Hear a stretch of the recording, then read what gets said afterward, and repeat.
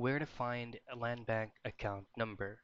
Now, there are three different ways on locating your land bank account number. First things first is via your physical ATM card. And then the second thing is going to be through the land bank official site. And the last thing is through a physical branch from land bank.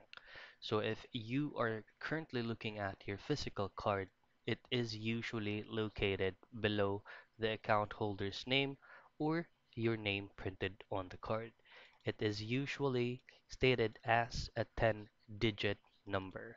Now, the other thing that you can do is you can go ahead and use any preferred web browser from your device or through your laptop or PC.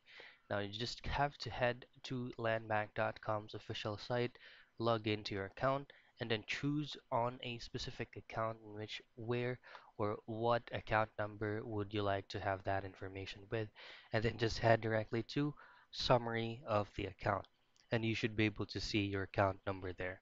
Now, the other thing that you can do is going back to Landbank's official site and then by clicking on Find Us right here, and then you just have to scroll down again till you find Network Locator. You'll just have to select Type. You have to select on a branches or the nearest branches on your area. So those are the things on how you can find or where you can find your Landbank account number.